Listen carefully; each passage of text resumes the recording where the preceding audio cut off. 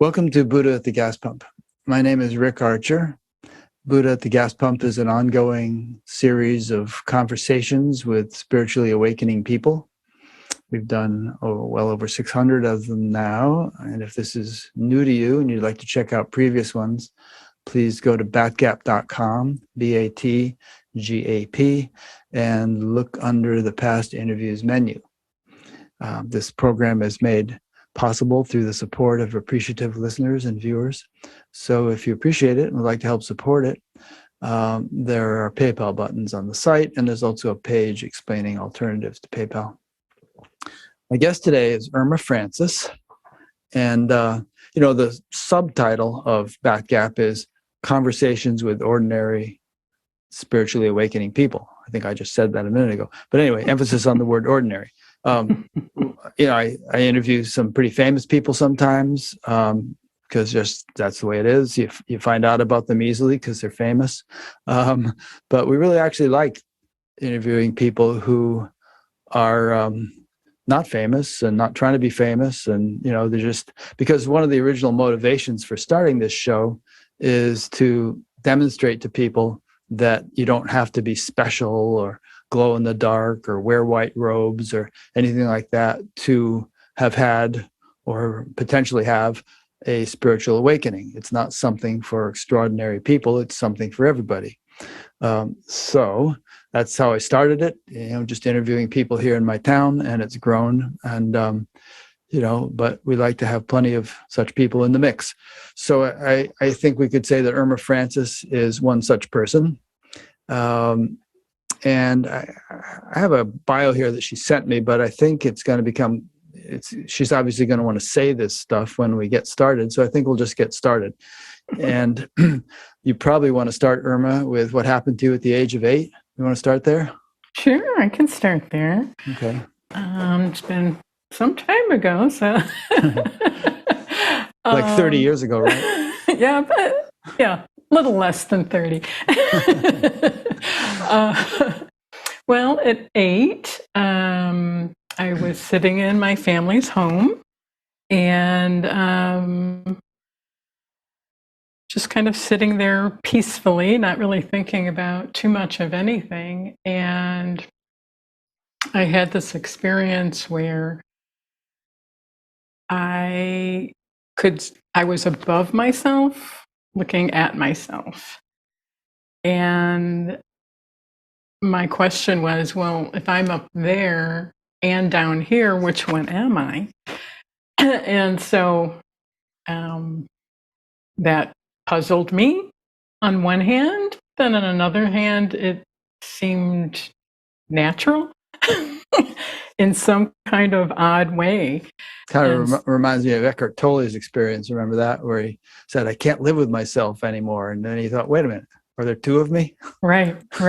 Yeah. And so I just sat there kind of having that experience of being above myself, looking at myself, and kind of taking that all in. And was it kind of like the type of out-of-body experience you hear about where people are being operated on and they're up near the ceiling watching the surgeons, or was it different in some sense? Were you actually looking from the ceiling perspective down at your body down 10 feet below? Yes. Yeah. Okay. Yeah. I mean, I didn't see my physical self above me, but but it's as if your senses were up near the ceiling looking down on this little girl. Right. Exactly. And so I just sat in that for a while, and then I felt this kind of loving presence enter the room, and this presence told me to put on my shoes and go outside and sit on the front porch. And I had never felt this presence before or heard this voice before, so I just followed the instructions and went outside and put my shoes on, went outside and sat on the front porch. And when I did, it was all the colors of the sky and the trees and everything around me was just really bright and seemed to be like pulsating with an energy that I really didn't see things that way before this. And so I sat down on the front porch, and when I did, I started feeling this energy kind of coming up from my toes through my body and kind of going back and forth until it exited the top of my head. And when it did, it was kind of like the sky opened up in a way, and an energy then came from the sky through the top of my head into my body. And so now there was this circulating, reciprocal kind of energy going back and forth. And as this was happening, I could feel like every part of me being filled with this energy and light. And then everything around me became this energy and light. And again, this felt natural. In my 8-year-old mind, I thought, this is what every 8-year-old experiences or a child experiences. So I just allowed this to unfold. And as it was unfolding, I could see somehow that everything my eyes fell upon was kind of like an image coming out of a backdrop of light. And so I just allowed all this to unfold and just trusted it. And as this kind of was unfolding, I heard a voice say to me, "You're being given a choice to choose your true self, your soul, or if you don't choose that, you'll forget your true self and you'll believe whatever the world tells you about who you are and what you are." And the voice told me I didn't have to, it didn't matter which one I chose, but I did have to make a choice. And I knew that I had to choose my true self, my soul, which I did. And as I did, kind of all this intensity and this energy around me kind of started lessening, and the sky closed up. And I kind of was just sitting there. And in this choice that I made, I knew that I was making a commitment to that choice and that I would always keep that commitment. So that was, my first awakening. I guess that was an awakening. Sounds like it. Yeah.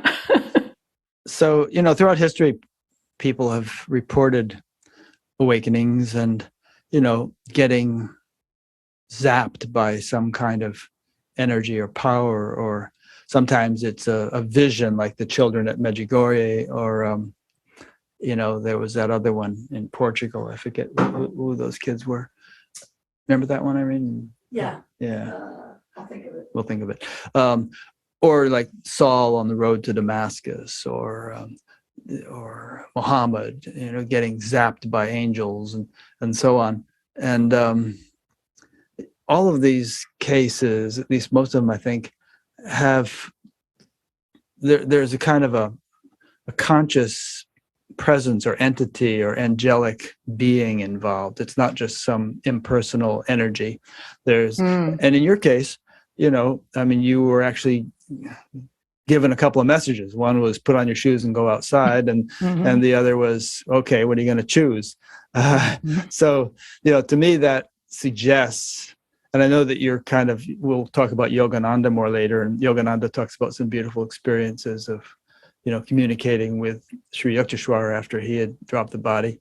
And so it suggests to me that there was some kind of celestial intervention or something. Some higher being was kind of tapping you like Richard Dreyfuss in Close Encounters getting zapped, you know? Yes. Yes. Yeah. I mean, for sure. Whatever this presence was Fatima, very. that's what those other girls were. Oh, Fatima, okay. Portugal. Yeah, sorry. That's okay. This presence was very loving, Yeah, and I knew to trust it and to follow. I had no fear at all in the experience. good. Yeah, and the reason I brought up the point is just that I think it's important. Personally, I feel that there is this sort of divine realm, and it may not be the ultimate absolute impersonal level of non-creation, because that's beyond creation, but it's what the Vedic culture would call Adi-Daivic level, the sort of celestial level. They have three levels: Adi Bhuta, Adi Daiva, and Adi Atma. Atma would be the absolute, Bhuta would be the gross world, but there's this intermediary range or field, and I don't know. It's good to highlight that, because sometimes in their approach to spirituality, people don't take that in consideration, and I think you're a good example of it coming into play. Yeah. And as I got older and started reflecting back and kind of connecting the dots, I did realize that around 7 or 8 is kind of when brain waves are shifting into different brain waves, and there's a change that happens in children from 7 to 8, and it was kind of, I still wonder to this day if that was somehow divinely timed, that as I would have been kind of going over into that place of developing a persona, Yeah. that's when that stepped in. Well, before that age, a lot of kids report having past life memories, or seeing little angels, or little subtle beings that they play with, and different things like that, or experiencing unity. And then it's kind of around that age that we really begin to solidify. And it's interesting that you were given the choice. Do you want to remember this, or do you want to go into the matrix and forget about it? Yeah. And, here I am at this age, and there's no way I could ever forget that experience, and never have. And, as my life unfolded, there were many other experiences that continued to happen as kind of reminders. Yeah, we'll talk about some of those. So let's continue unfolding your story. Do you feel that after having had that experience that day, it was a kind of a watershed moment, and after that you were a different little girl? I mean, you're different in perceiving people around you and your classmates and all that stuff? Yes, different in the sense of, it's kind of like I just woke up to this awareness and understanding that I was a soul in a body. And I just, the idea of that, I just was in love with life. Everything was like this exciting adventure. It really felt like the Garden of Eden to me. It really did. And did it keep feeling like that, or did you sort of feel buffeted and battered by the slings and arrows of outrageous fortune, and begin to lose it? No, it kept feeling like that. Sometimes, just recently, I watch it every once in a while. Brother, Sun, Sister, Moon. Yeah. How did you know? I was going to say. Because I'm a professional psychic in my. Oh, okay. Okay. No, because I've heard you mention it a couple of times, and I've been thinking about the movie lately. I didn't know. Yes, and how Saint Francis was experiencing kind of like God in everything. Yeah. That's what my experience was like. And I've never lost that. I mean, of course, trials and tribulations throughout life, but I've never never lost that. He's another example of somebody who got zapped and did a big turnaround. Yeah. So I take it that you managed to avoid many of the teenage indulgences that a lot of us got into. I don't know about that. Well, a lot of people kind of go crazy when they're teenagers, and drugs and this and that, and get kind of lost for a while. Yeah, no drugs or alcohol. I mean, some alcohol when I, was older, an adult, but no. That's great. Yeah. I mean, a lot of us, me at least, I feel like I spent a lot of years doing repair work, after what I did when I was a teenager, and I didn't have any childhood aha thing like you did. So it's kind of a real blessing that you had that at such a young age. Yeah, it definitely was. It gave me a guidance to follow, an inner guidance that, I have always followed that throughout my life, that inner guidance. Well, not always. Anytime I haven't, you get smacked. Yes. Yeah. Did it improve your functioning in the world? Like, did you start getting better grades or get along better with people or anything like that? I think I always got along fine with people. I wasn't that interested in school. Mm-hmm. I wanted to be outside in nature. Yeah. And, being in the city of Chicago, kind of the center of Chicago, there was a lot of diversity. And in my high school years, it was during the time of a lot of chaos and violence around racial injustice. Mm-hmm. And my high school was total violence every day. Yeah. I mean, I'm laughing. It certainly was not funny. People were being harmed and there were violence, but there was violence. I just wasn't afraid, though. I just wasn't afraid. My sister was at the same high school, and sometimes we would try to go to our class and couldn't get in. I mean, there were there was tear gas and knives and guns and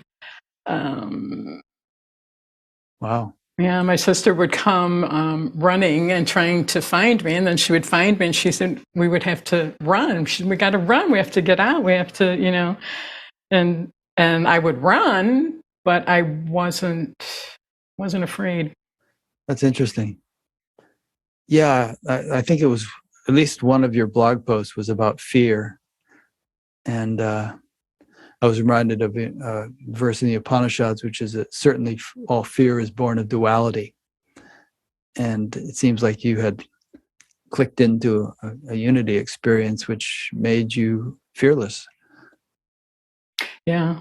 I remember, I don't know if it was the same blog you're talking about, or yeah. But I remember one day thinking, we do live in a world that can create a lot of fear and cause us to be afraid. And it just dawned on me, well, what if we loved fear?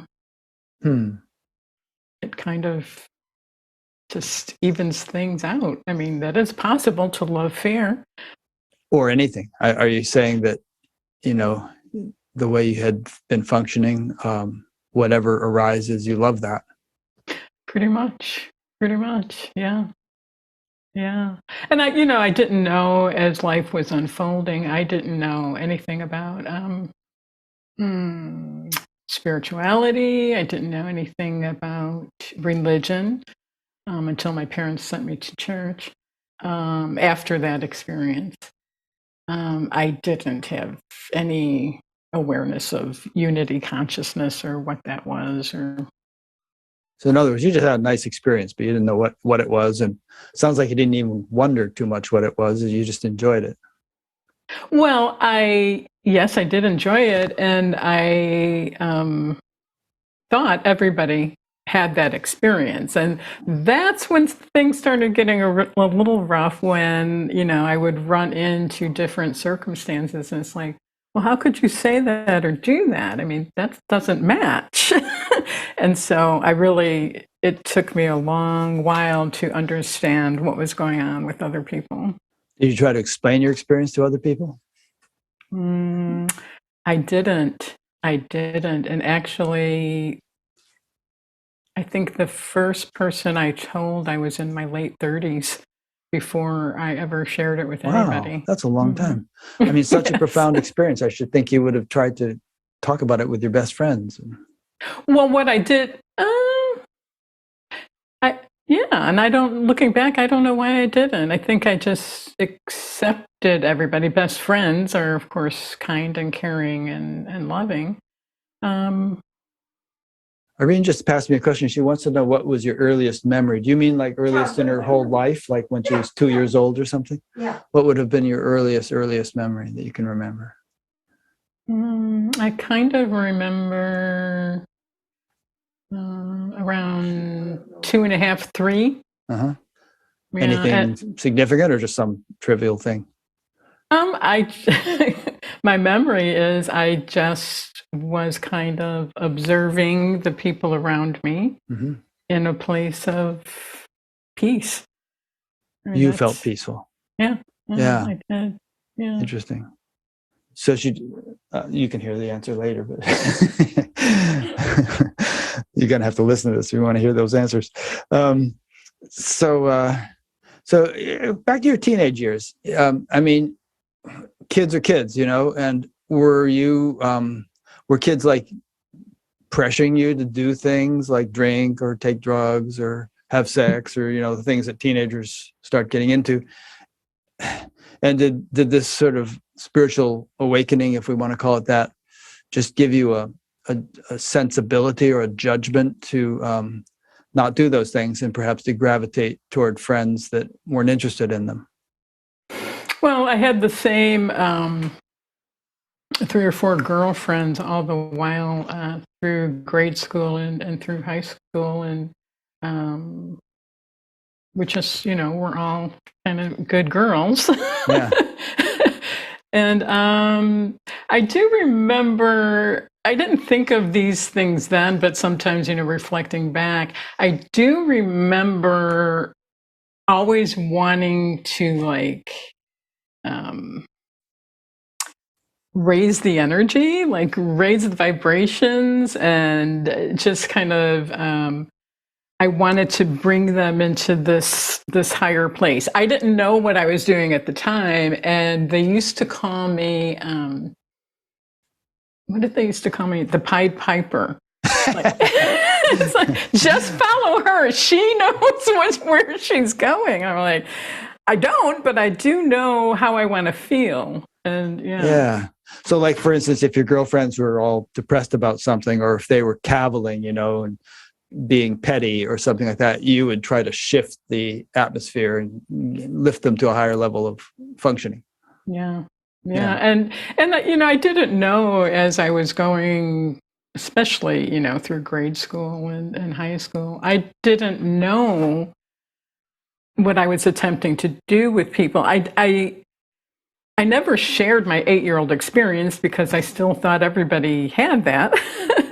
But I somehow was always wanting to kind of bring people together and lift energy higher. That's great. That's Yeah. great. You mentioned your parents sent you to church sometime after this happened. Did their doing so have anything to do with this experience, or was it more like, all right, she's old enough, she should go and experience church? I'm not sure why they waited until I was about 10. And I don't remember if my other brothers and sisters were going to church before that. My parents had no idea about this experience. Right. None at all. So, yeah, they sent me to a Baptist church. And up until that point, I had never been taught any religion or taught anything about God or anything. And so I'm in this church, and it was kind of a church of God-fearing, hell, damnation kind of Fire and brimstone. Yeah, and that we're all kind of born sinners and that kind of stuff. And I would listen to this, and it might sound terrible, but I thought maybe something was like mentally wrong with them. Yeah, I think you're right. It sounds terrible to say, but I'm like, that's not possible. Because I did make the connection that what they were trying to teach was connected to this experience I had had. Hmm. And I'm like, well, maybe what I experienced was God related, what they're calling God, but there was no fear, there was no hell and damnation, there was no punishment, no any of it. So it was such a contrast. And that really was a turning point. It's like, what is going on here? Yeah. Yeah. Yeah, I mean, if I could put it in a sentence or two, what is usually presented in terms of religion is a thoroughly distorted remnant of what was once a profound, beautiful spiritual awakening that somebody had, Jesus or Buddha or somebody. But it just gets like the old party game where you whisper something next to the next to the next, the next goes around and gets completely distorted. That's what's happened over the centuries. Yeah. Yeah. And, and I knew not to question. I knew not to say anything. Well, I didn't feel safe. Yeah. I didn't feel safe there. Yeah. I mean, did you just go once or did you actually have to go for a while? No, we kept going. Went to clubs and I just, made the best of it. Yeah. At some point you must have realized, I mean, you just said a minute ago that you dimly realized that what these guys were saying was in some way related to this experience you had, but at some point you must have thought, some people must be able to express this better than these guys. And did you begin to seek out clearer sources of spiritual knowledge? Well, I didn't know how to. I really didn't know where to look or who to turn to. There was no Google in those days. Right. What I did do is when I was around 10, because I did recognize that I most likely wasn't going to be understood. And it was really, really important to me because I took my commitment seriously to remember. And so I would write poetry and I would journal about the experiences that I was having so I wouldn't forget. And how is it that writing poetry helped you remember? Just to kind of by expressing it? Mm-hmm. Uh-huh. Yeah. Yeah, some people say that writing their spiritual experiences helps to integrate and solidify them. Mm-hmm. Well, it was, and it was like honoring my experience and honoring the oneness that I felt with everything, especially nature and animals. It was an honoring of that, kind of talking to them. Yeah. Now you mentioned that you continued to have transcendent experiences. So it wasn't just a one-off, deal when you were 8 years old, but there continued to be glimpses and flashes and awakenings. Yeah, lots of things happening. I would see spirits sometimes. Like what? What did they look like? Kind of Diaphanous? yeah, not solid, but always friendly. Never anything bad. And I'm pretty sure I don't know, but I'm pretty sure. I mean, I always knew what people were thinking. Yeah. Like if what they were saying and doing wasn't a complete match, I could see it. I knew it all the time. And I didn't always say anything, but I could always see that. Must be kind of painful to watch presidential debates. Well, I mean, somewhere I think in what I sent you, there has been throughout my life this experience of a blessing and a curse. Yeah, elaborate on that. Well, there's just this heightened awareness that I can always see beyond what's happening on the surface level. Hmm. And in some ways, that's done me a lot of good. And you can't always confront people when you know that what they're saying isn't necessarily the truth or whatever. You just Kind of reminds me of that Jim Carrey movie, Liar, Liar. You know? Yeah, but it's kind of handy. I mean, geez, you could go to Las Vegas and be a great poker player, you know, because nobody could bluff you.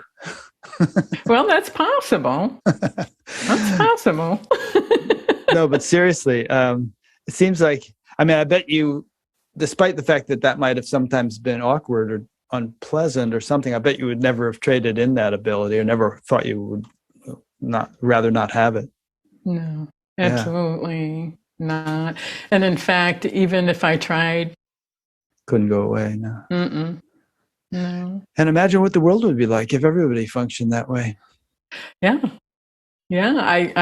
I actually do imagine those things. Yeah. Yeah. There's a Sanskrit phrase, Ritambara Pragya. It means that level of intellect which knows only truth. And it's said that if a person has that attainment, then just what you described, that they can easily discern truth from falsehood. And if they want to know about something, they see it in a true light. You know, they're not easily deluded or misled by appearances or other things. Yeah. Yeah. And you know, that is part of what I would call a curse, although Yeah, not really. I don't usually think along those terms, but you know, there was this extreme passion for truth. Yeah. And still is for truth. And I'm calling it a curse because I can't think of another way to put it right now. But I can clearly see, you know, in our world today, truth versus not truth, and the curse is, how can this be? How can we have gotten this far and still be doing what we're doing? Well, that's very interesting, actually, in terms of current events, because there are so many things in politics, in healthcare, you know, with the whole thing around COVID and vaccines, with the whole thing with QAnon and conspiracy theories, everything that's going on with Ukraine and what Russia is saying versus what the allies are saying, and so on. And, you know, a lot of people get polarized into different perspectives around these issues, and they usually feel that they have the truth and everybody else doesn't. So do you, when you're exposed to those things, do you usually have what you feel is an attunement to the reality of the situation that is not just colored by Irma Francis's personal opinions, but that really has some kind of objective reality to it? Well, I mean,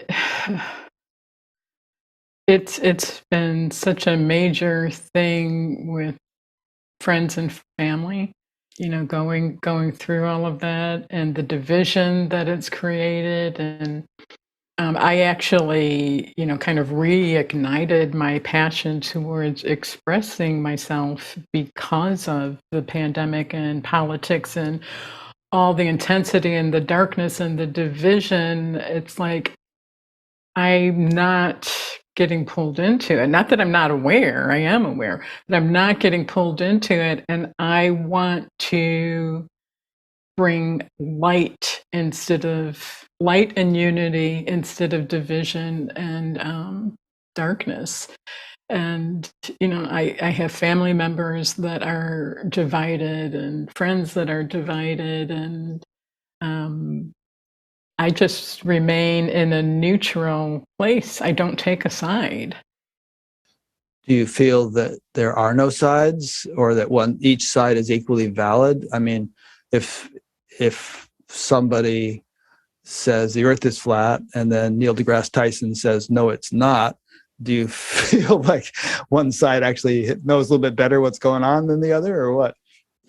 Well, I mean, I don't know this for sure, but I would think both sides, if we're looking at it from that perspective of sides, and needing to be right, it's based on fear. It's based on fear. So, Yeah, but there's this little thing called science, and and the whole purpose of science, as it was formulated, was to get us out of being governed by subjective opinions, which may or may not have any correlation with reality. And it was an attempt, and is an attempt, to establish what's actually what, irrespective of what people would like it to be, or think it might be, and so on. And I think we've done pretty well with a lot. I mean, we don't always get it right, but we have amassed a great deal of knowledge about the way the world works, which some people might disagree with, but is their opinion on an equal footing with the findings of, let's say, astronomers in the case of the shape of the Earth? Yeah, I hear what you're saying. I'm not saying there's not more valid perspectives. There certainly is, but in my position and in my life, I don't feel like in personal matters that I ever have to take any kind of stance. Right. Okay. So you're saying that there are degrees of validity, but you don't really have a dog in that fight, so to speak, and don't want to get into arguing with people about these issues.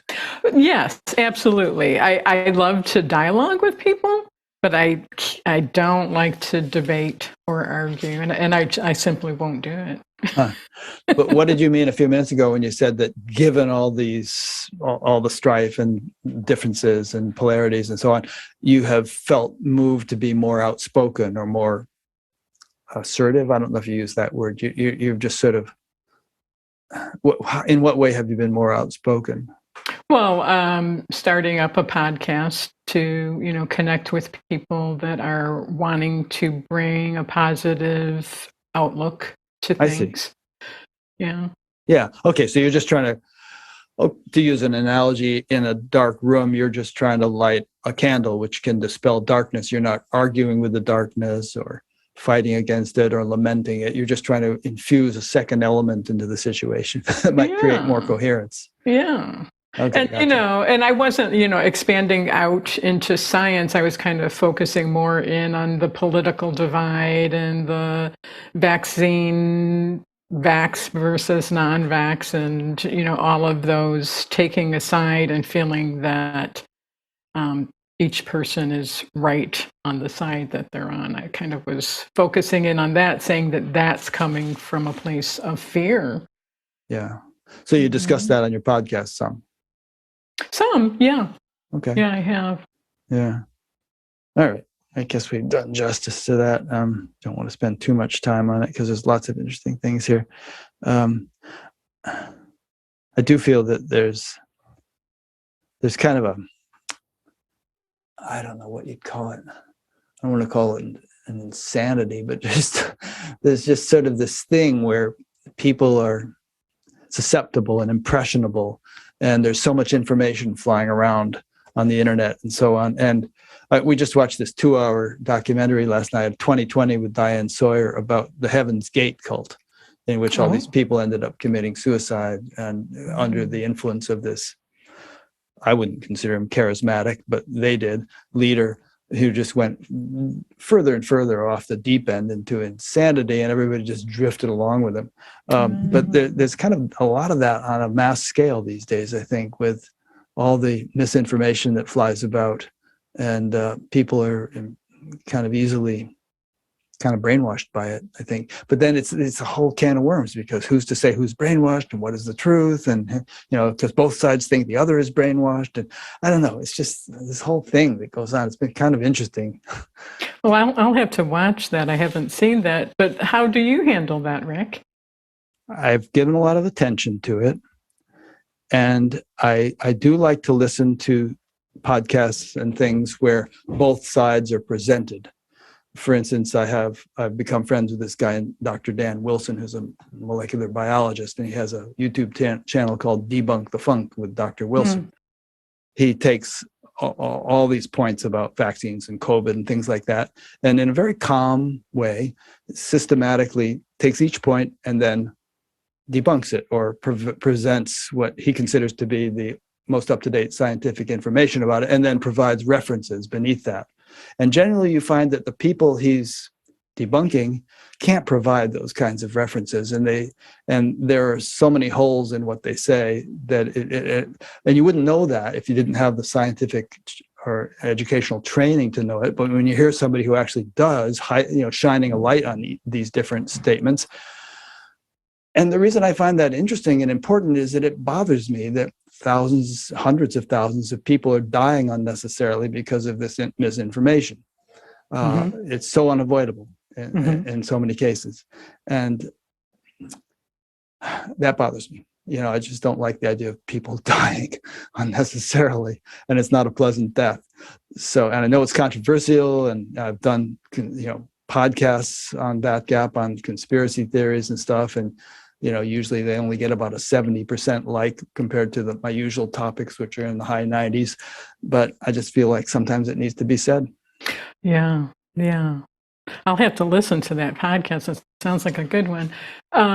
Even in, my own little family, I have one son, my eldest son, and daughter-in-law who are vaccine, and my daughter-in-law has a health challenge, so they really felt, a strong need to do that. And then I have my middle son and his partner who are on the other side of the fence, and they will not get vaccine. Right. They won't have the vaccine. They're I don't want to say anymore because my son's very private, but so there's that. And now the two of them are divided over that, because my middle son, who won't get vaccine, my eldest son feels like he shouldn't be around the family without being vaccinated. And then I have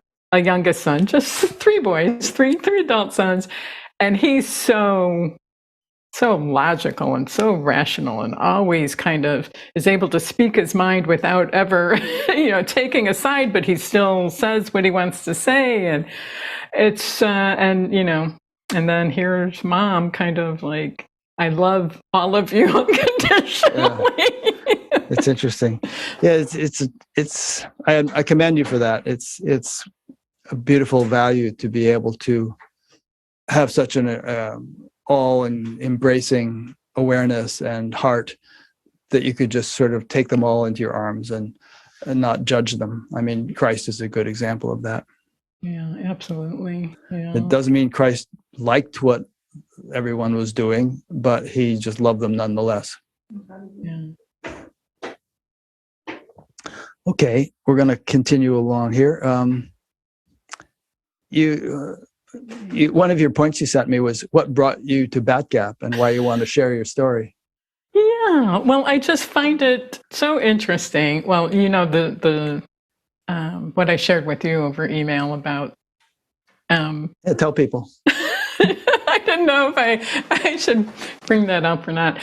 I had watched a couple interviews, a couple of your interviews, and as I shared, your style of interviewing is just.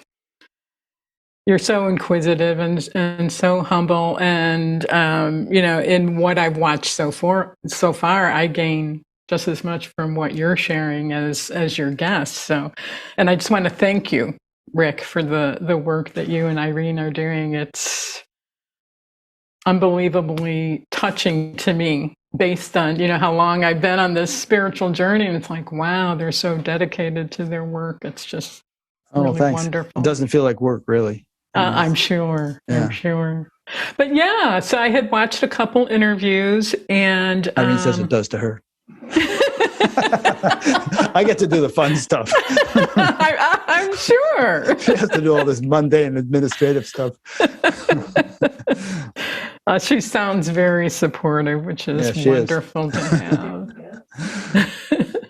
So I was just relaxing. She gets to pick the guests. That's not too mundane because she has this really good intuition and can how kind wonderful. of like she liked you right away. Oh, I felt a connection with Irene as well. I hope we actually get to chat someday. That would be really, really lovely. So I was sitting relaxed at home and, no TV, kind of just in a peaceful place. And I saw you interviewing me. It was like a holographic vision. My eyes were not closed. It was just there. And I'm like, huh. And I never would have thought to be a guest at all. It wasn't on my radar screen. So I kind of just put that out of my head. And it was either the next day or the following day, I was guided to go to Bat Gap. And again, I saw this interview happening as if it had already happened. Did I have on this turtleneck? And, I don't know what color or fabric you had on. That would have been interesting. I should pay closer attention. Yeah. So I, went on Bat Gap and kind of started looking around. I'm like, oh, that's interesting. People can apply to be guests. And I kind of just was following. And so I applied and I just totally put it out of my head. And I'm not sure, it seemed like 2 days, it could have been longer, but it was pretty quickly that I got an invitation from Irene in my email. And that's part of why I'm here. I just followed and listened like I've been doing kind of my whole life. And that's what happened. Well, that's great. Well, I'm glad you did. And that vision is another example of that. I mean, it's a Sanskrit word, the Ritambar Praga thing. I mean, we might just call it really good intuition, but it's intuition can be so refined or fundamental that it kind of align. It could even be foretelling of future events, kind of a thing. One can see. You may have had have you had that other times in your life where you flashed on something that ended up coming to pass? Many times. Oh, really? Would it be worthwhile telling a few examples? I can this is a silly small example, and there's been many. One night I was just laying in bed and I felt a text from my middle son kind of coming through the ethers and landing in my cell phone. And there it was. All of a sudden your cell phone dinged. Yep. But I mean, that's just a little example, but yeah. And actually, honestly, I've toned down a lot of that strong intuition, probably leaning into actually having psychic experiences. I toned it down. It was really, really strong when I was younger, but I toned it down because I really didn't know what to do with it. Was it distracting or upsetting or? Well, I was kind of alone in it.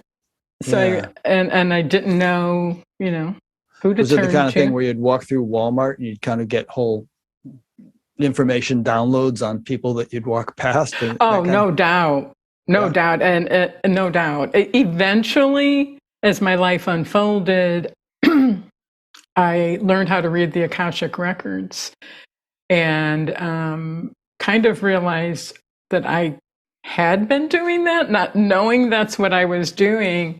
And still to this day, I have to actually kind of mentally keep that door closed. What would Because happen if you let it be open? I'll see into a person's soul energy. I'll see the story of them. So, do you feel like invasive or something? Yeah, I think it is. Like it's none of your business. Mhm. Like Superman wouldn't use his X-ray vision to see women naked or something like that. That kind of. Yeah, I think it is a kind of intrusion. Yeah. I do. Huh. But can you turn it on when you want to? Like if there's a particular circumstance where it would really help the person? Yeah, or if somebody that knows me were to ask, can we kind of Can you help me out here? Mhm. Which I have done, and it's has never gone wrong. There's a lot of healing that can come up and happen in that. Yeah. I mean, does it interest you, or have you ever considered doing that kind of thing semi-professionally, where you have clients and you talk to them for an hour and you let that ability just turn on full blast, and you just really tune into them and give them all kinds of useful feedback? I haven't gone that route. I actually used to teach people how to read the Akashic records.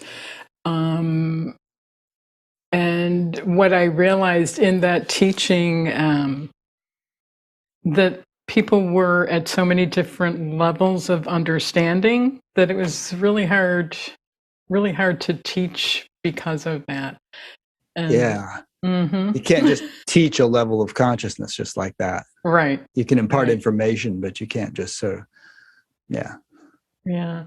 And so many things I haven't, it's really hard, I think, being, in the spiritual arena. I have a really hard time thinking of creating a business of some kind. It just, I don't know, it Yeah. doesn't align with me, I guess. Well, I trust your intuition on that. I mean, and if you said that you wanted to do it, I'd trust that, because it really does seem that you're following a reliable inner guidance, and it's served you well all your life. And so I wouldn't dream of trying to convince you to do something different. Yeah. Oh, of course not. Yeah. Yeah. But it's just interesting. So back to what called me here, besides the vision and everything I just shared. You just had your last guest was Emma Bragdon with Yes. Spiritual Emergency. Uh-huh. I mean, what beautiful work she's doing. Yeah. That's just beautiful. And it really touched me because a big part of my life experience, I have felt alone in these understandings and these awareness. Eventually, I would say in the past 10 years, people started showing up, mentors started showing up, and things started kind of falling together. So I've made some wonderful, solid connections. But up until then, just really felt alone in what I was experiencing, and really couldn't find a community that I really had a strong connection to. Yeah. Yeah, Emma uses the terms, and she's borrowing from Stanislav Grof, but spiritual emergency and spiritual emergence. Mm-hmm. And in your case, I would say it's an example of spiritual emergence, where you had the stability and the maturity to handle it well. But some people have awakenings, and there's just a lot of housekeeping that it would have been better had they done that first. And since they hadn't, they're terrified, or they're thrown into some kind of psychotic state, or they're just not ready for the voltage, to flow through the wires. I don't know. Have you ever? You can't really relate to the term emergency in your case, can you? It's No. always been pretty. You've taken it in stride. Pretty much. Although it it does sometimes feel like a lonely path. Yeah, can be lonely for sure. Mhm. Now, you mentioned Yogananda, and you said you've had holographic and telepathic encounters with Yogananda. And when I hear an experience like yours, young child, all of a sudden having a big spiritual awakening, I think past lives, they had undergone some development, and now it's time to carry on. Yeah, yeah, and again, so much of this I haven't shared with too many people. Now's the time. And I'm usually the listener, not the one talking. So this is a very unusual experience for me. I've known from that first experience at 8, sound odd even to say out loud, that this very possibly could be my last lifetime. Mm-hmm. That And came to you even then. mm-hmm. Yeah. Yeah, and so that's why it's, such a strong passion for me. It's this understanding of, what it takes to um, rejoin, become one with God and not return. Mm-hmm. And that's what I've known. And so that kind of, does intensify everything. It's like, oh, I I won't get to experience this again in human form, the senses and the experience of, the human experience. Do you have a preference? As far as what? Would you like this to be your last lifetime, or not, or do you want to just kind of put it in God's hands and say, "Thy will be done," whatever is best? I feel like I need to do the work in this lifetime that I need to do. It's not that I wouldn't.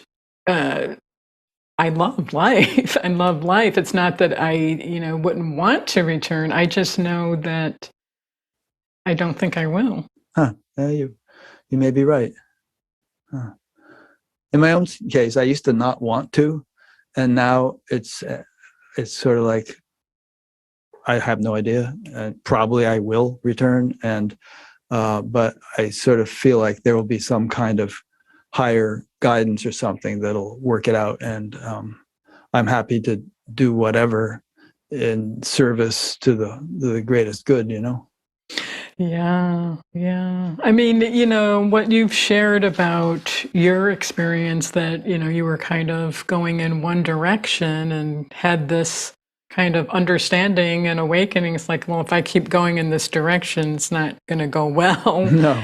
And then you turned in the direction of meditation and how your life unfolded from there. I mean, to me, that is such a great example of how we can choose. You changed your fate into a destiny that you have become. I just think it's such a beautiful example for people to have.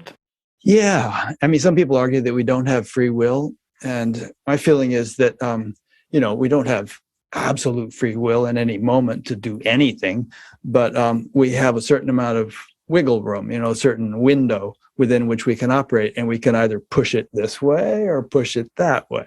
I mean, if a person, you don't suddenly become a world-class tennis player, but if you use your free will to apply yourself and practice, and assuming you have the physical aptitude to do it, you can move in the direction of becoming a champion. Mm-hmm. On the other hand, if you want to go out partying and goofing around and not practice very much, you're not going to become a champion. Right. And it's like you consciously chose your direction and then dedicated yourself to it. It was kind of an intuitive thing, and it wasn't like, I mean, I've been a crazy guy in many ways all these years and going through this and that, and I learned to meditate, and then I was a drummer in a rock band and doing this and doing that. But there was always, once I had that kind of realization that there is such a thing as higher consciousness. I could never forget it. And also I enjoyed meditation so much. It was just always so blissful, and that it didn't take a lot of discipline, which I didn't have a lot of to begin with, but it didn't take a lot of discipline to just do it regularly. You know, it was just very self-reinforcing. Mm-hmm. Mm-hmm. Yeah. So what do you think your connection with Yogananda might be? You know, I'm not real sure. It keeps unfolding. You think you might have been one of his students back in the 1930s or something like that? Oh, I don't know. I don't know. My first meeting with Yogananda, how old was I? Probably early 20s, maybe. I was at one of my sister's house, and in her bathroom, in her magazine book stand, there was an autobiography of a yogi, and Yogananda's picture on the front. And I saw that picture, and I don't know what happened. I'll try to explain what happened. It's like I recognized him. I knew him. I knew, and it's like looking into his eyes, even from this flat book cover, it was like I was seeing into the universe. And that was actually probably the first time that I felt like if he was alive today, somebody might get me. What do you mean somebody might get you? Might understand. He would get you, in other words, yeah. Yeah. So, I mean, it really was this odd feeling of love. Not odd. It was a feeling of love. Just a feeling of love and connection, and I know you. Yeah, that Good. was my... Mm-hmm. You did mention in your notes past life experiences and how they related to your current life, but I guess they weren't past Yogananda life experiences, just other types of things. Yeah, I've never seen a past life with Yogananda. What other types of past life experiences? You know, I was thinking about this, reflecting on this interview today, and I've had ongoing past life experiences, but as I was reflecting on it, I'm wondering if they are past lives, or am I picking up in some kind of mediumship way? Because each of these experiences, I'm shown how the person died in each experience. So, but you feel like it might not have been you; it might just been somebody else's experience.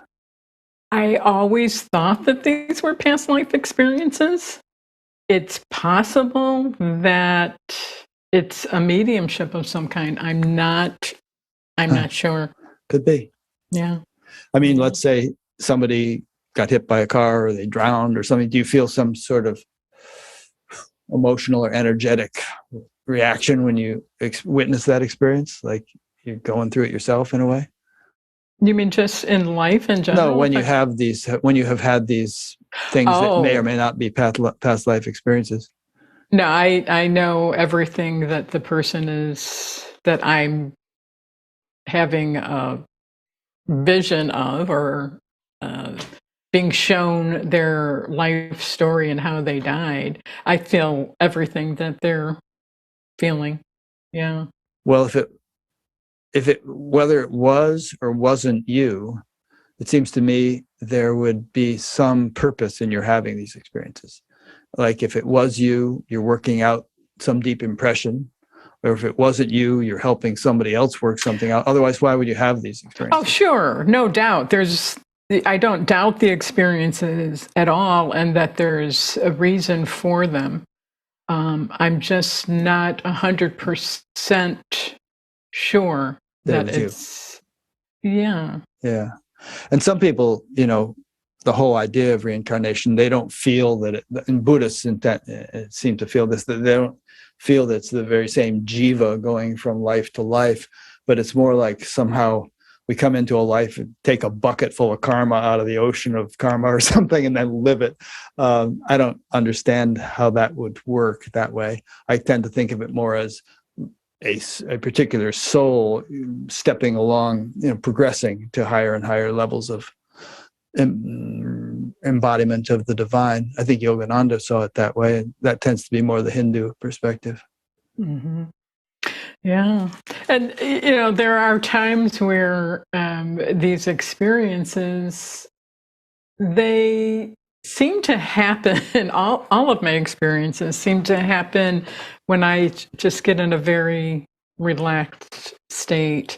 And I think I shared somewhere, one night I was watching a music awards show and Kenny G was playing, and he hit this one note. And when he hit this note, I became one with the note. And that opened a portal to this experience of seeing this very muscular man with this torn shirt, bare feet, running through this dark passageway. And he was being chased by a mob that they were going to kill him because he was being accused of murdering somebody. And I felt like I was this man, and I could feel his feet hitting the ground and the puddles. I could feel his heart beating. I could feel all the veins throughout his being. I felt everything, and then it went from that back to sitting on the sofa, and there's Kenny G. Wow. Yeah. I mean, who knows? But, my way of to my understanding, when we say that we have a lot of deep conditioning and impressions and all, and we have to work them out, they're not just from this lifetime. So I wouldn't have any trouble believing that was you, that muscular man, and that, who knows, the mob may have killed you, or maybe you got away. But in any case, it was a kind of an intense experience that would have created a deep impression. Maybe you did get killed by the mob, and then you died, and then that you were left with that deep impression, and it has to be worked out sometime. Well, yeah, and the connection that I made to that, I would have very strong, before this experience, I would have very strong reactions to being falsely accused. Ah. And, I kind of made that connection to this man, if it was me in another life, being falsely accused. And after that experience, it seemed to go away.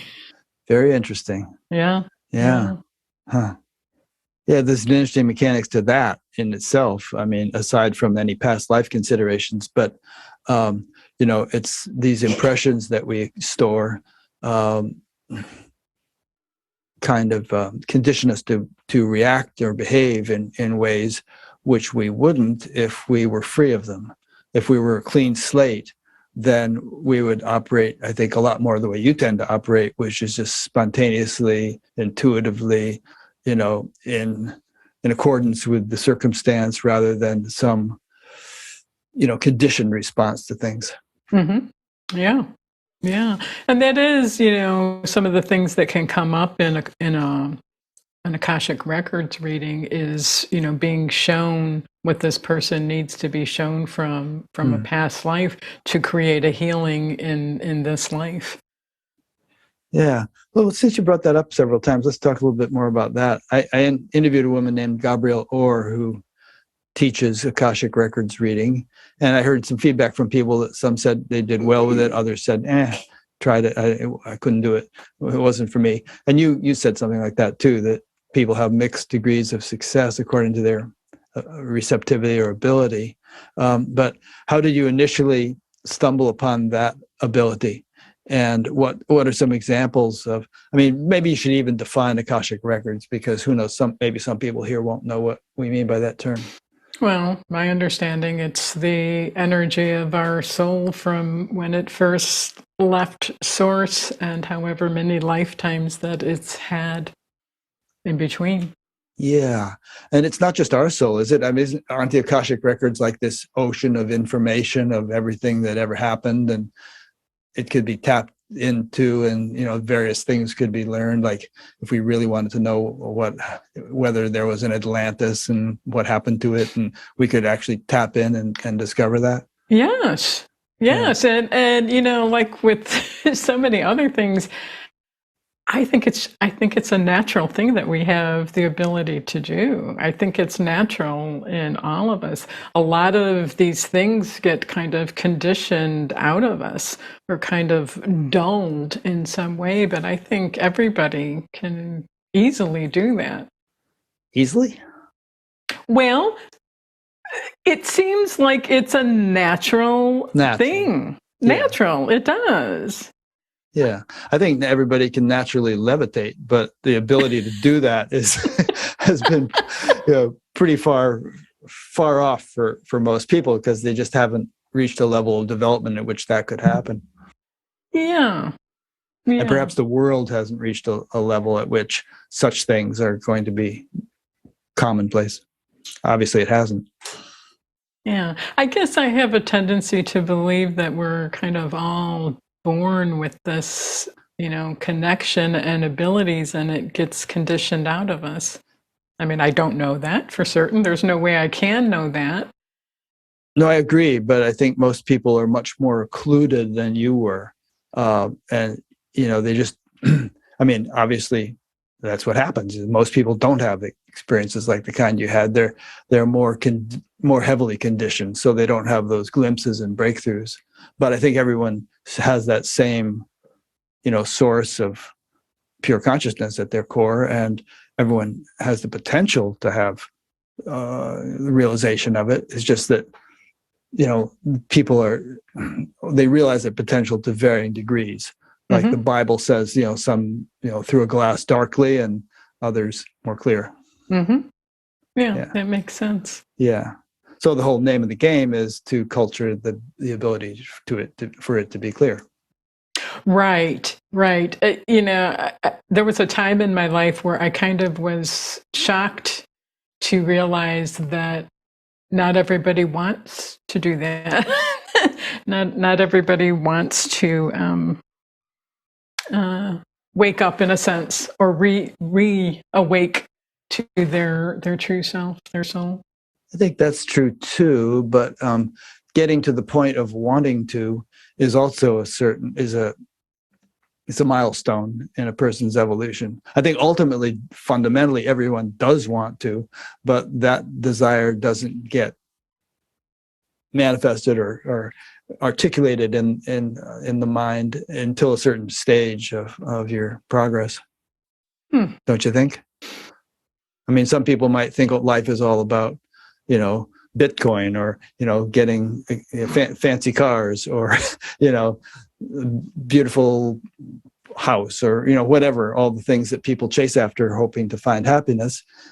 And, you have to sort of go through a lot, it seems, before you realize, these things, as nice as they may be, they're not really doing it for me. They don't provide anything as deep or as abiding as I really do want. Mm-hmm. I'm doing too much talking here. But No, I yeah. Irene says, mm-hmm. No,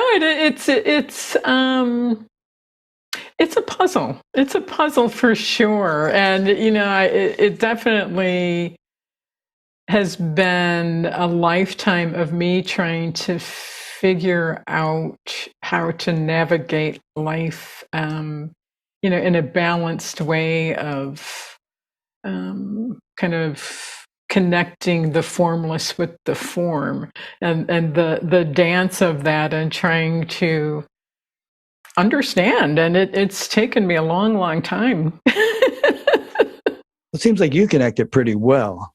I think maybe you're saying that you don't understand why others don't connect it as well. I mean, why isn't Vladimir Putin sitting in Lotus right now and doing his mantra rather than invading Ukraine? Right? What does he think he's going to get out of that? Well, I mean, of course, I don't know the answer to that, but it seems to me when somebody goes that far off, There's been major wounding, major Of wounding. them, you mean? Mm-hmm. Yeah. Mm-hmm. Yeah. Right. And with that major wounding comes major blindness, as Jesus said, forgive them, Father, they know not what they do. So they're oblivious to the fact that in most cases, that they're so far off the mark. Yeah. Because the wound is so deep that they totally lost a connection to any true self. Yeah. And I think it was Yogananda's book. I recently interviewed Phil Goldberg, who wrote a nice biography of Yogananda, old friend of mine, but something I was reading, it might have been him, but he was just saying that, as lost as you might get, you can never get so lost that you'll never be able to sort of come back and discover or rediscover your true nature. The tie can never be ultimately severed. Wow. Yeah. And, throughout my life at different times, I've known some really, really, very, very depressed people. And they have told me that it got so dark and so they were so depressed that all that was left was one little spark of light, but that spark was there. Yeah. And eventually things, because that spark was still there, started turning around and, getting bigger and bigger and bigger, and things changed for them. Yeah. Mm-hmm. And what would your thoughts be about why we play this game? Why this hide and seek? Why do people get so lost? Why are there these cycles of delusion and then coming out of delusion? It must serve a purpose. Yeah, of course I don't know. For sure, my perspective on it is if you lose that connection to your true self, if you aren't able to kind of connect to your higher self, and from that higher self to the source of all that is, then you believe that there's something in the external world that you need to do, be, get to make yourself feel complete. And so looking in the wrong place, not knowing that it's within you. Looking for love in all the wrong places. Yeah. Yeah. And I mean, there's so many things. There's so many things and so many reasons. I know the importance of meeting someone and getting to know someone that can mirror back to you that unconditional love, and then it kind of ignites within the other person. Yeah, you mentioned something about having had a mentor or still having one or something, and do you want to say who that was, or if not, then at least what was that all about? Who did you find? Well, eventually, I took a course, spiritual coaching intensive with Bill Epperly. Name's familiar. He's he's out there. He's actually on the board of it's called Sacred Ground in Chicago. Uh-huh. It's a wonderful connection for people if they're looking for spiritual direction and programs and meditation groups. It's a great place that maybe a lot of people aren't aware of. Sacred Ground. Yeah, I'm only vaguely. I wasn't aware of that at all, but the name Bill Epperly rings a bell. Mm-hmm. Yeah, well, he became a mentor of sorts. I took this spiritual coaching intensive with him, and it was based on Ken Wilber's integral.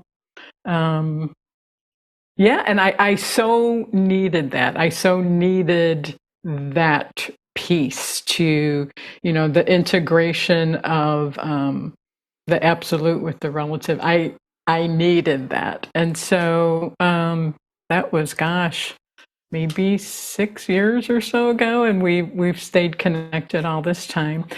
And then I came across this podcast called The Soul's Intent, and it was the host of that was Ernie Vecchio, who's a trauma psychologist, and he wrote this book called The Soul's Intent based on his trauma patients and what he saw kind of coming out through their trauma, that the soul has an intent. And he would see this, and he eventually wrote a book about it, started doing podcasts about it. I connected with him, and he kind of shifted from that into psychospiritual teachings. And we just had a strong connection. And I would say for years, we would spend hours and hours in conversation, because it was like I was soaking all of this up, like, understanding why humans suffer and what is the human condition and the psychological piece of that. So it was like, these mentors would come along and add these different understandings to give me a clearer sense of wholeness. I just was blessed by that, just really blessed by that. That's great. And, once in a while, today you've said, well, I don't know for sure, and I just want to add that, if I sometimes sound certain about something, I really should add that proviso, because I'm just not hemming and hawing and adding a whole lot of extra words to what I'm saying, but I'm not insisting when I make some comment about reincarnation or something that's the way it is, Well, sure, Yeah. Sure, of course. Sometimes I'll find myself, and I try and catch myself when I do this. Well, most people feel this, and most people think, how do I know that? How do I know what? I don't know. I don't know what most people think or feel. I only know my experience, and that's it. Yeah. I mean, I like to treat all ideas as hypotheses. And that means that, they're open for exploration, and we don't have to treat them all as equally credible or valid. We can accumulate evidence to strengthen certain hypotheses or weaken them if they don't really hold water. And, but it's kind of a handy way of looking at it. It's kind of a scientific way of looking at spirituality. Is there reincarnation? Are there angels? Do we have an immortal soul? All these things. Well, let's find out. Let's explore that experientially and see if such ideas hold up. Yeah. Don't you think at some point that science and spirituality, don't they kind of meet? Oh, they very much do, and that's a big hot topic for me. In fact, since you're a Yogananda person, kind of, 2 weeks ago I interviewed Joseph Selby on the physics of God, and we talked a lot about how science and spirituality might dovetail. And I really do. I think that they each have something to offer the other, and that that the other needs. Each is somewhat incomplete. And I think, maybe 100, 200 years from now, we'll have just sort of one method of gaining knowledge, which incorporates both dimensions. Mm-hmm. Yeah, that makes total sense to me. It really does. Okay, there's some good things. This is from Nick Conyor in Pennsylvania. What have you... go ahead, what? Hi, Nick. I know Nick. Oh, you know Nick? Yeah, yeah. Small world. So Nick asks, what have you found helpful living as both a soul and a human, particularly when life is challenging? Most helpful. I think because of that experience at a young age and ongoing experiences, it helps me stay in a place of allowing a real mindfulness allowing and being very open. So there's not a resistance or a attachment or holding on. It's this open, allowing, unfolding, and it works. It works really well. It helps you deal with challenging situations. Yeah, Yeah, a lot. sure. Yeah. Yeah, that's kind of what I was asking you in the beginning of, as a teenager. I mean, a lot of teenagers commit suicide, or they get into destructive behaviors because they're so besieged by the blooming, buzzing confusion, to quote William James, of life. And you had this buffer with this inner awakening that it made it so much smoother for you. Yeah, yeah. And what would be really, really helpful, I think for sure, is, to have somebody in your life that can mirror back to you that connection. Because once it's mirrored back to you, then it connects in the other person. And even in teenagers. I mean, I haven't worked with teenagers other than, my 3 beautiful sons and now two beautiful grandsons. The importance of that, the importance of having somebody mirror back that connection. I think you're right. And if I understand what you're saying, there are a number of spiritual traditions that place great emphasis on the importance of the company you keep. Being able to be around like-minded people. If you're a spiritual aspirant, it's said to be just a really powerful aid to your advancement.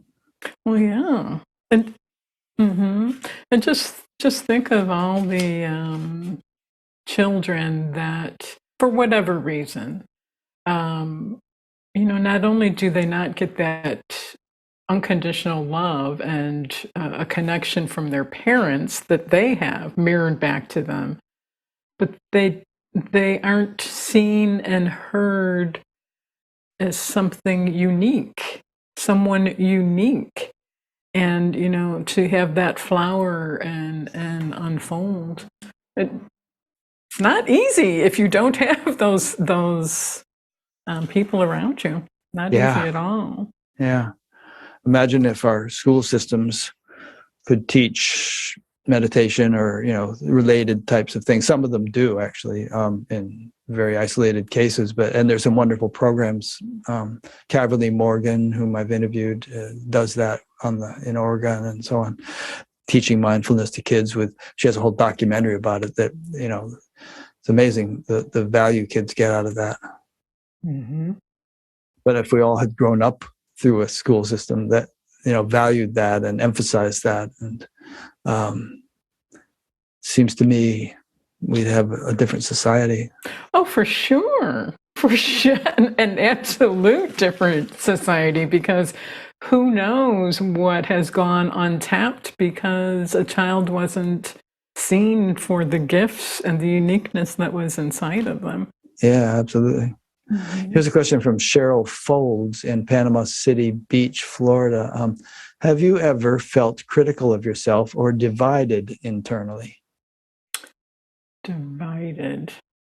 Yeah, like inner conflict or kind of some difficult to reconcile or resolve, tug of war going on in yourself. You're having such a hard time answering. I'm guessing the answer is no. I don't think so. I mean, there's times, that I have doubt, and I don't think I criticize myself, and I don't think I have felt divided. Yeah. I mean, some people feel like, oh, I'm no good. I'm a jerk. I talk too much during interviews. I'll never amount to anything. They beat up on themselves.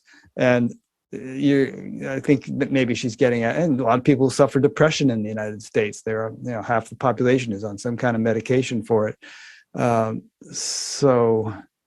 Or some kind of thing to modify their mental state. So that kind of thing. But you know what? As I'm thinking about that, though, there were many years that I would go into therapy trying to figure out why I wasn't the same as everybody else. Oh, you did, huh? Oh, yeah. Wow. Yeah. Did you meet any therapists who got you? Actually, what would happen is, I'd go in there with all these questions, and at some point I would start talking about these spiritual things, and they would become so interested in that, we usually would end up being friends. Oh, that's And great. I don't think I ever got any kind of true therapy of it. And they would say that, well, there's nothing wrong with you. In fact, you're pretty grounded and balanced. And I'm like, but there's got to be, because I'm not like everybody else. And so I kept, going back and trying. And it's like, well, sorry to tell you. Well, that's sort of an example of being critical of yourself. You're kind of saying, well, there's something wrong with me, Well, I wanted to understand. I wanted to understand, these experiences that I was having. I wanted to understand, is this normal? Yeah. So I guess that would be. And there must have come a time when you finally just resolved it. You just settled in and realized that something good had happened and you're living a blessed life, and you no longer cared if you were kind of different than most people, right? Oh, yeah. Yeah. That probably was decades ago when you finally reached that point. I eventually got there. Yeah. Okay, here's a question from Iman Acosta in Missouri. Irma mentioned earlier that following her inner guidance or intuition was crucial in her life. I tend to struggle a lot when it comes to being in tune with my intuition, especially when making a decision. What is the best way to differentiate the voice of the ego from intuition? Good question.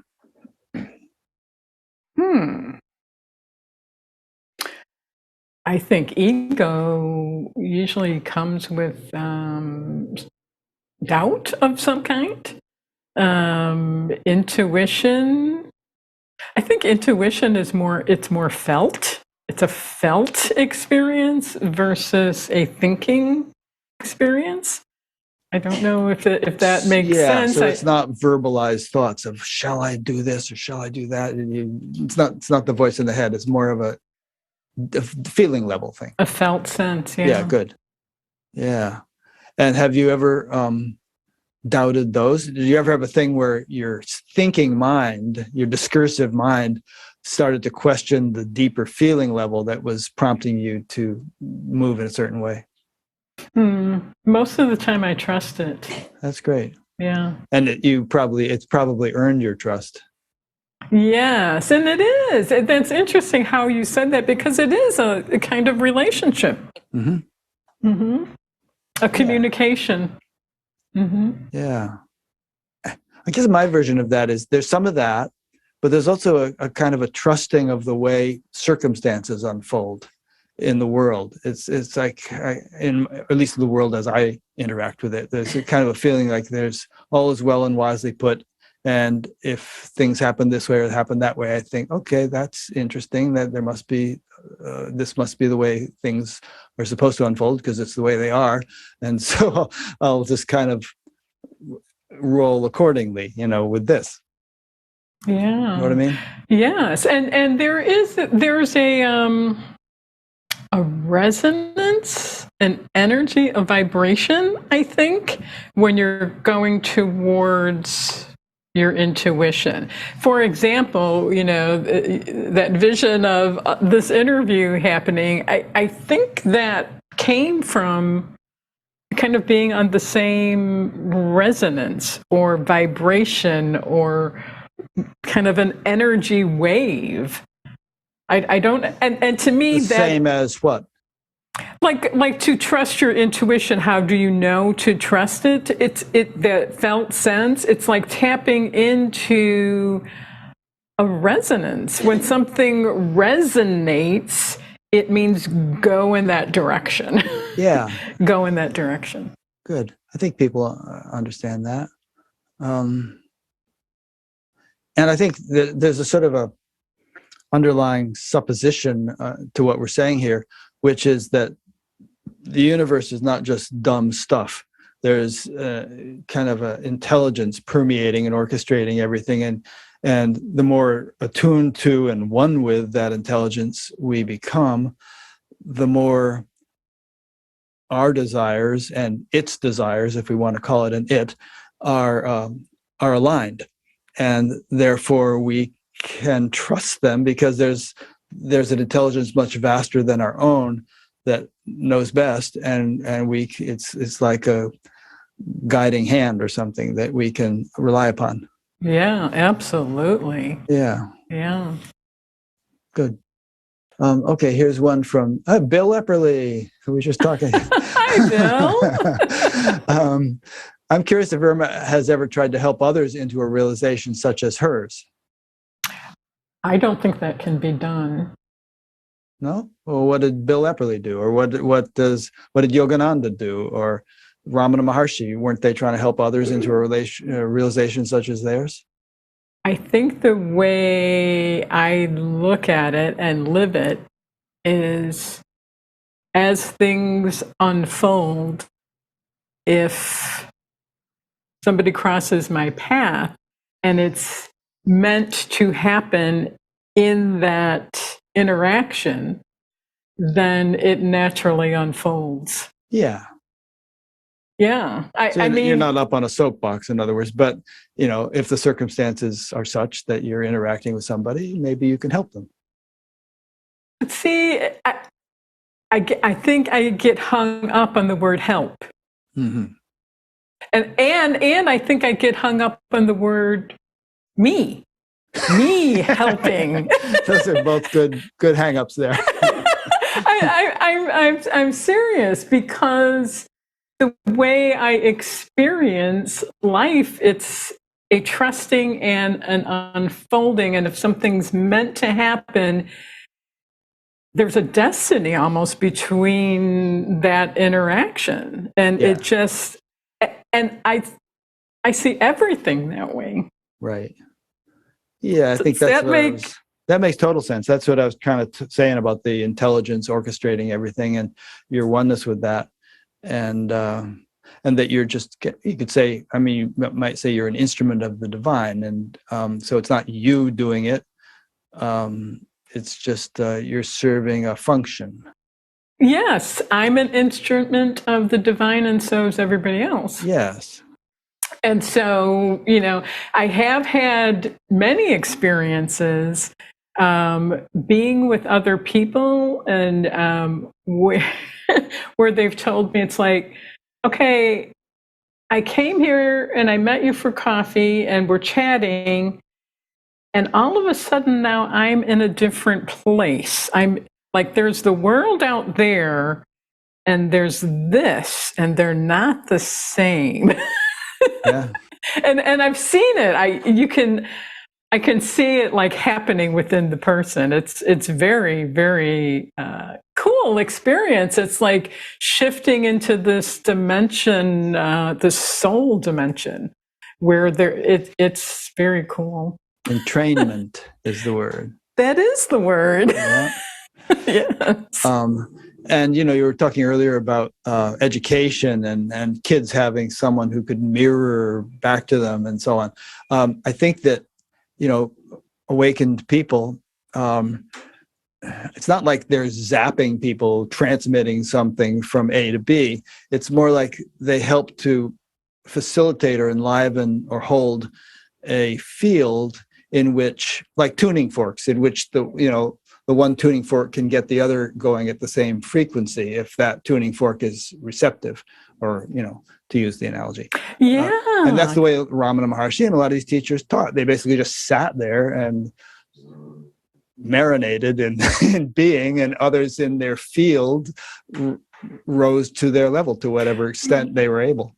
Yeah, I so get that. And I just wonder, though, if possibly sometimes people can become dependent on Yeah, that. for sure. Not know it like they leave, the presence of this person that's making this transmission, and then they don't feel the same, and they don't have the same feeling, and so they have to go back and kind of get another fix or something to feel that again, and not knowing how to generate it on their own.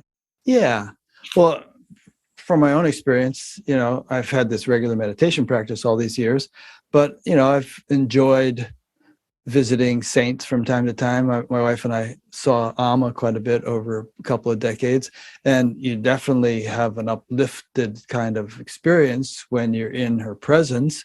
And when you go home, after a while, it seems to wear off. But I think it's kind of like transformative every time you have any experience like that, like even the one you had when you were 8 years old. Something shifts and you get used to it after a while, you integrate it, but still, and so it doesn't seem contrasting, but still a shift has occurred to whatever extent, and such shifts are cumulative.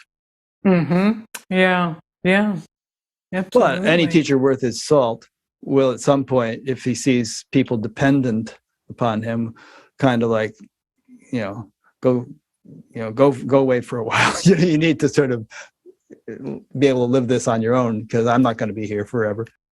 Yeah. There's a nice comment. This is from Dara Crawl in Youghal County, Cork, Ireland. No question. That wasn't an Irish accent. It was a lame attempt at. I can't do an Irish accent. No question, Irene. Just wanted to say, a really great guest in Irma. Really love the energy. Thank you both. Oh, how sweet. Yeah. Thank you, Dara. Next one, nice. John P. in Illinois. Hi, John. I know John as well. Another one. And you're in Illinois, too. John wants to say, or ask, speaking of mirroring, ask Irma to talk about the couch event. He didn't. I don't know if I've heard that one myself. It's so odd, and honestly, this is true. I just had that in my head to say bring it. Yes. Oh, so John. Yeah, you tuned in. John is a good friend of mine for many, many years now. We became friends, and up until that point, I had not shared my complete 8-year-old experience with anyone. And, we became friends. And one night we were listening to Native American music and had a candle going. And there was this shift where everything became one. Everything became one. And I actually ended up writing a little bit about it afterwards. John was there too? This was like you and John? Yeah. Okay. Yeah. And at one point, we were looking at each other, and there just was this, everything became one. For both of you? Yeah. Mm-hmm. He shared it as well. And it was after that I thought, I think possibly he might understand if I shared this experience and ongoing experiences that I had. And he did. And John and I have gone on to share something happens when we get together. There's just a shift. We shift and go into these other dimensions. And it just naturally happens. Nice. Yeah. Reminds me of that thing Jesus said, whenever 2 or more of you are gathered in my name, there I will be, or some such thing. There's a kind of an exponential reinforcement effect when groups of coherent people get together. Yes. And John has done, a lot of spiritual work, and he's very disciplined in that in his life. We had this one experience where we had lunch together, and then we decided to go to this other place to have tea. And we're just in this high, kind of joyful energy. And we walked into this place to have tea, and we sat down. And John turned his head and he looked kind of out into where people were getting their tea and coffee and walking around. He looked out, and then he looked back at me, and I reached over and took his hands and I said, I know, because I did.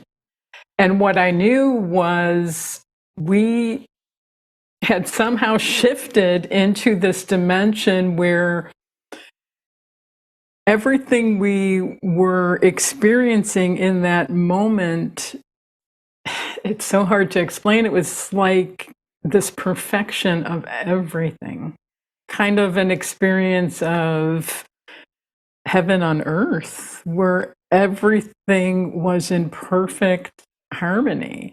And this has happened so many times with John, where we shift into these other dimensions, and I call it kind of shifting into the place of soul. And one of our last experiences, and I've never sought out a teacher, but I certainly would like somebody to help me with this one. We were in my home. He was on one sofa, I was on another sofa, and we thought we fell asleep, and we had this experience. We both had the same experience where it's hard to describe. We were in a place where there was nothing, but we were aware that we were there. But there wasn't a sense of I. And this nothingness went on. There were no boundaries.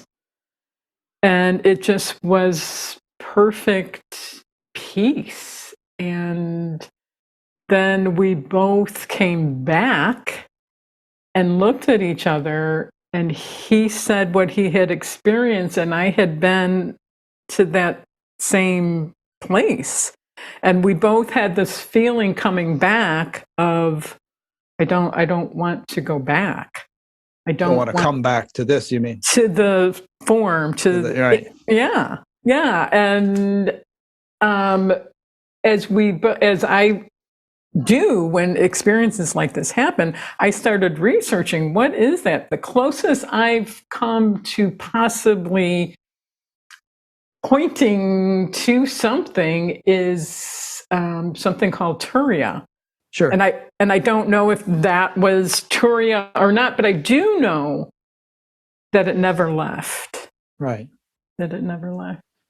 Well, Turiya means fourth, and waking, dreaming, and sleeping being the first three states of consciousness, and Turiya is like a fourth state which underlies the three. And so, and you spoke earlier about integrating absolute and relative. So Turiya would be, dipping into that absolute level, or, which, the experience of which they call samadhi.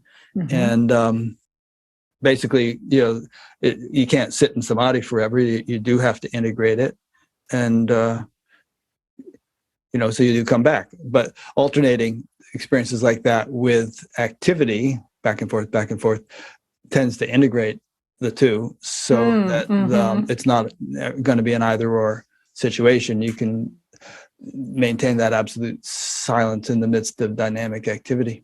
Yeah, that makes sense. That makes sense. I do feel puzzled by how can two people have an experience like that at the same time. That I don't really understand at all. Well, again, entrainment. I mean, you're both of a mindset or of a state of development where you can easily slip into a state like that. And, perhaps just the togetherness of the two of you made it more likely that you would both slip into it together, even perhaps more likely than if you were one or the other of you were alone. That'd be my explanation. I mean, I've been in groups of 8,000 people meditating together.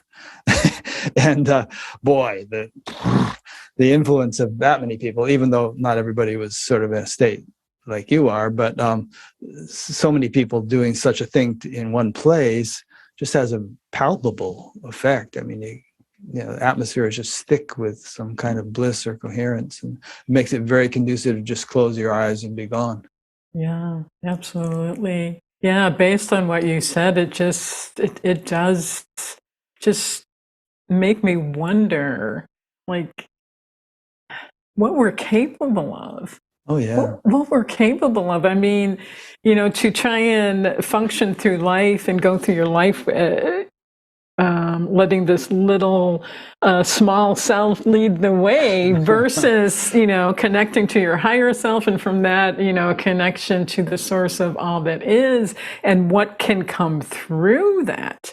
I mean, I'm so inspired by your program and what you're bringing people, because I think that is what can change this world.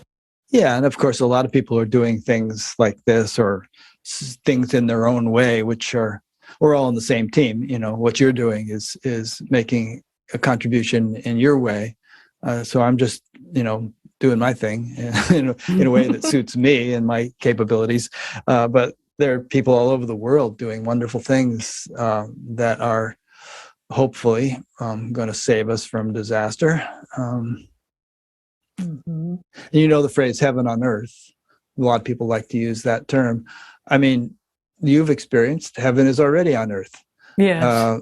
But for it to be kind of really on earth in terms of the way what's happening to the environment and animals and the poor people and sick people and all that stuff, for it to kind of really percolate into the manifest realm, so all of that becomes heavenly, really just needs a lot of people living at a higher or deeper level of consciousness. Yeah, I think. Yeah. Again, this is one of these statements that I'm stating as a fact, but it's my opinion. I think that's absolutely true. Yeah. And I believe that it's possible. Yeah, I was just going to say it's very doable. Mm-hmm. And, so, maybe we don't want this to be your last lifetime. We might need you to stick around a while. Well, contribute. hopefully I've passed some things on to my sons and my grandsons and daughter-in-laws and friends and it might be a last lifetime on Earth, but it wouldn't necessarily mean the end of your existence, because there are, as you may have experienced when you were 8 years old and you were zapped by some higher intelligence. Who was that higher intelligence? Where do they live? Had they been a human being before and now they're operating on that level? Yes, that's true. That's true. Yeah. Sometimes I think, and I've said this to people, and most people that I've said this to, not most people in the world, but most people I've said this to that don't seem to understand what I'm saying, but from the awareness of soul, before life, and after life, it's all the same. Mm-hmm. It's all the same. Yeah. Oh, you get that. Yeah, of course. I mean, and you get that even during life. I mean, there's, you don't have to sort of think past and future to get that, because there's a level of life which is just a continuum that is unperturbed by the waves on the surface of life. And nothing perturbs that continuum, to repeat myself. And therefore, I see injury doesn't, sickness doesn't, and I don't see any reason why death would either. Yeah. And there are plenty of people who have near-death experiences who say, no, it doesn't.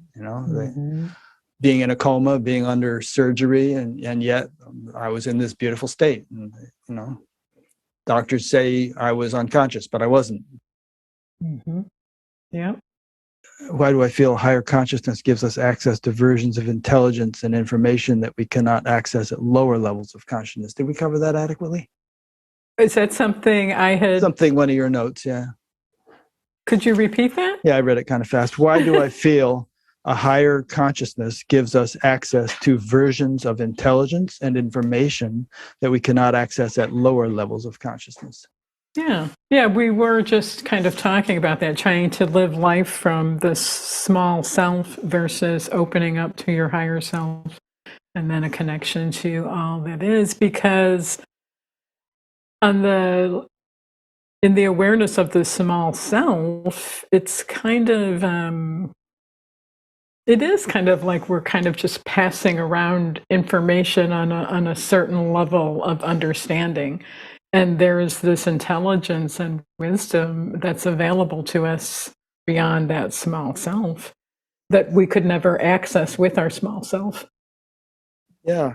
Some people compare the human makeup, the brain and nervous system and mind, as like a radio transmitter receiver, you know? And in that sense, the brain doesn't create consciousness. It intermediates in a way between consciousness and the relative world. And like when I was a kid, I put together this little crystal set radio, and I used to lie in bed at night listening to New York Yankees games, and it was just this little cheap thing, but it was good enough to hear the game. But obviously, compared to that little contraption, there are there's the Hubble Space Telescope, or there's all kinds of things we've built that the Arecibo radio receiver in Puerto Rico and other such things that are infinitely more attuned to subtle and distant fluctuations in the electromagnetic field. So similar, I use that as an analogy to the range of possibility that nervous systems have for tuning into consciousness and embodying it. I mean, we could start with an amoeba, which actually has some such ability, but pretty small compared to a dog, and then up to the human level. And then at the human level, such a range, from Jack the Ripper to Ramana Maharshi. And yeah, that's a really good way to describe all of that. And yes, that's so true. What we're capable of just is amazing to me. Yeah. And the possibilities are endless. And that really means endless, because we're not only talking about inner experience possibilities, but what we could do as a species if we all had access to that level of our potential. Mm-hmm. Yeah, it could be so different. I mean, we tend to sort of feel that the world isn't going to ever get radically different than the way it is now, despite our interest in science fiction movies and stuff. The people in the 1800s with their horses and buggies and railroads, they couldn't have imagined what things would be like today, with jet travel and landing on the moon and the internet and all this stuff. And, everybody says that the pace of the accumulation of knowledge is accelerating. It's not just, it's getting faster and faster. So even within our lifetimes, we could see perhaps see changes that are as radical from now as now is from the 1800s. Yes, that would be something to sit and ponder on and imagine. Yeah. I think Irene's going to send another question over. She's just tuning it up a little bit. The dogs are starting to have a wrestling match down here. It's almost like at a certain point they've said, "Oh, enough of this interview business. We want to have snacks." So you're writing a book, eh? Yes, I had to. I had to kind of connect all the dots. And will it be kind of the stuff we've been talking about today, but all nicely written out? Or yes, and a lot more detail. Yeah. Of my experience of kind of seeing life and experiencing life as I have, and the experience of that experience of things being so different, people being so different, and what that was like. And yeah. And I just want to throw in the point when you say people being different. I know what you meant by that, but no one should think that if everyone in the world were in some higher level of consciousness, that we'd all be the same. that we'd all wear the same clothes or talk the same or act the same or anything. I think that there'd even be greater variety than there is now. True. Yeah. Like you have the Amazon rainforest where the ground is so fertile, and look at the fecundity and diversity of life forms there. I think it would be kind of like that in the world with people, with cultures being much richer and people's creativity being so, developed, and it would just be a much more rich world. I mean, it's the lack of our full potential that dampens everything down and makes it kind of dull. Yeah. Yes, for sure. Okay, here's a question. This is from Harsha Rao in Granger, Indiana. Would Irma recommend a specific sadhana? If everything is destined, then could we presume that continuing on the path of sadhana comes via the help of God? You know what sadhana is, right? No. Okay, I'll tell you.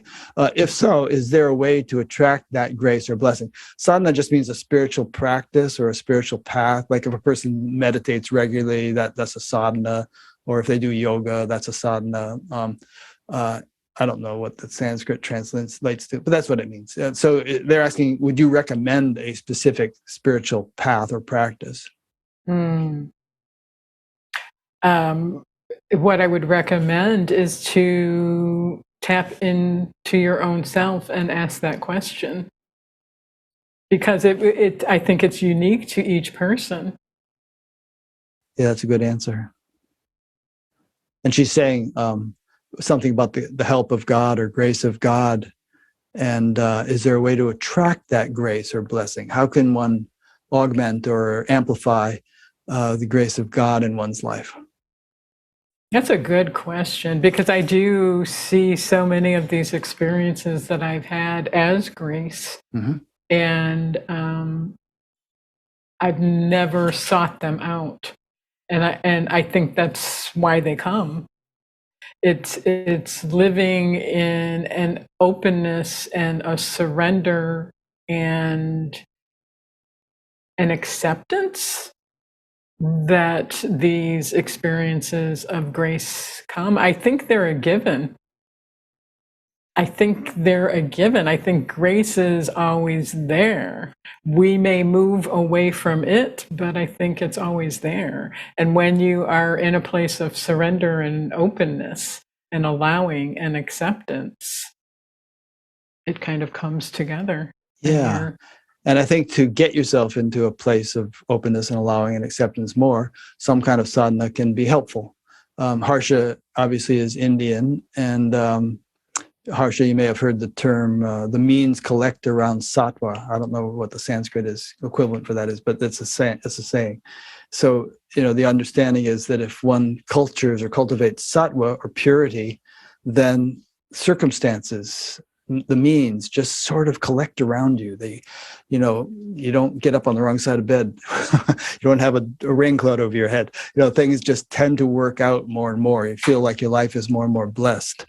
So, there are all kinds of spiritual practices. So shop around and see what works. Try something. If it doesn't work, try something else. See what resonates with you. So when you just said purity, Rick, what do you mean by that? I don't mean it in a moralistic sense. I mean it in terms of what we were discussing earlier, I think, as the nervous system as an instrument through which life is lived and through which the divine is lived. And we can do things that damage the nervous system or occlude it, behaviors, substances we might consume, various things which actually increase what they call tamas, T-A-M-A-S, which is a sort of an occluding or a dulling or a clouding influence. And it makes the nervous system less, like you say, you're doing the boundaries thing. It boxes us in more, limits us more. Or we can do things which purify the nervous system, which work out some of those deep impressions as you have experienced working out.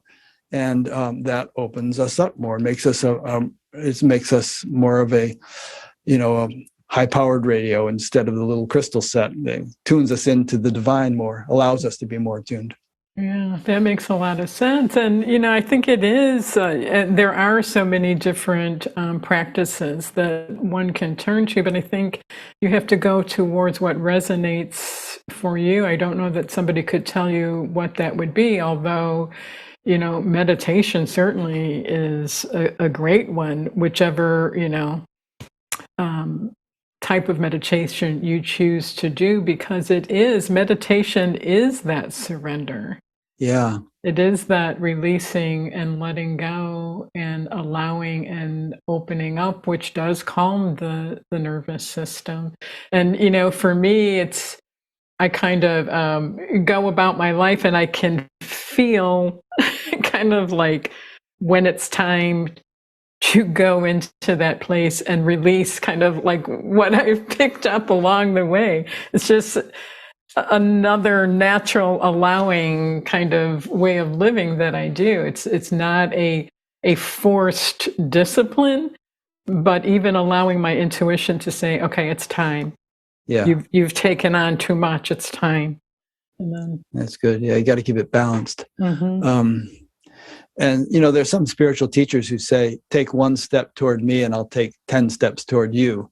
And sometimes that phrase is attributed to God, and Jesus said, seek and ye shall find, knock and the door shall be opened. So I've seen so many examples of where if a person has a sincere desire to realize more deeply the kind of thing we've been talking about today, and just makes whatever efforts seem to make sense to them, read this book, listen to that teacher, do this meditation, whatever. And maybe you move from one thing to the next, maybe 5 years from now, that book seems trivial compared to what you're interested in now. But if you make the effort and just sort of have your attention on this stuff, God takes 10 steps toward you, things just unfold. Hmm. Yeah, and that's just been proven to me. There was one point where I was studying Emma Curtis Hopkins, and I just was drawn to her and her work. And when I started studying it and reading some of her books, it was like I was reading a foreign language. Nothing was sinking in at all. I'm Yeah. like, I know this is English, but it's not. And then a few days went by where I kind of released it and then picked it back up, and I absorbed it like a sponge. Mhm. I just resonated with that. Okay, shall we end with Albert Einstein? Life is like a bicycle. To keep your balance, you must keep moving. Got that quote from you there. Yes. It sort of relates to what we've just been saying, just take one step toward God and God will take 10 steps toward you. Just move, Yes. do it. Yes, that's so true. All right. Well, thanks so much, Irma. Any more questions coming, Lorraine? Oh, no more questions. So this was great. I really loved this conversation with you, and so nice to spend this time. And I hope we get to meet in person. We don't live that far apart. Maybe if there's ever an end to the pandemic and we're up in the Chicago area, maybe we can get together. I would love that. I would absolutely love that. Yeah. And when my book is complete, I'm definitely sending one your way. Great. Thanks. Yeah. And so on your website, it has actually your phone number and your email address. Are you ready for the Batgap bump? Sure. All right. Sure. You may get a little bit deluged, but anyway, those are there. And I'll link to your website from your page on batgap.com. And do you have any kind of a mailing list sign up thing on your website? I don't. I probably should. You should, because when you post a new blog post, you can notify people. And when your book comes out, you can notify people of that. So you might want to set that up right away before I put this up. Yeah, I will do that. Yeah. Okay, good. You can use something like MailChimp. They have a real simple sign-up form for email lists. Yeah. All right. So thanks so much, Irma. And thanks to those who've been listening or watching. And we'll see you for the next one. If you go to batgap.com and look at the upcoming interviews page, you'll see what the next one is. And if you're watching this 5 years from now, you'll see what the next one will be then. I don't know if I'll be doing this 5 years from now, actually. We'll see. But in any case, we appreciate your attention and your time, and take care.